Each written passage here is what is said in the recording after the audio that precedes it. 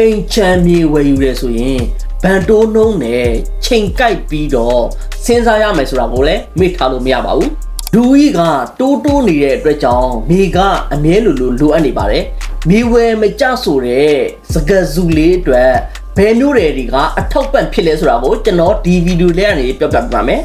မြေကအမြဲတန်ဖိုးတက်တဲ့လုံတုံတဲ့ရင်းနှီးမြှုပ်နှံမှုဖြစ်ပါတယ်ကားတွေအခြားစိန်ခံပစ္စည်းတွေကတန်ဖိုးကျလာနေပါတယ်မြေကတော့တန်ဖိုးကျလိမ့်မရှိပါဘူးမြန်မာနိုင်ငံရဲ့အကြီးဆုံးမြို့ဖြစ်တဲ့ရန်ကုန်မြို့ကလူဦးရေအများဆုံးနဲ့အလုပ်အကိုင်အခွင့်အလမ်းအများဆုံးမြို့ဖြစ်ပါတယ်မြေဝယ်မကြဆိုတဲ့စကားစုနဲ့ကိုက်ညီတဲ့မြို့နယ်တွေကတော့လှိုင်သာယာ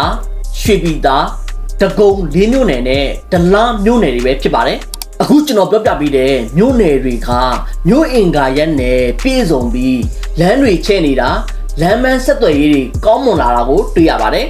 အခုချိန်ဝယ်ထားရင်9နှစ်10နှစ်အတွင်းမှာ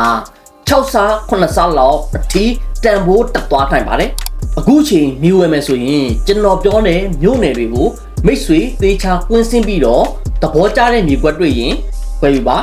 အနာဂတ်အတွက်ယင်းနှီးမြှုပ်နှံမှုလုပ်ချင်တယ်ဆိုရင်မြေဟာ risk နဲ့တဲ့ investment တစ်ခုပါ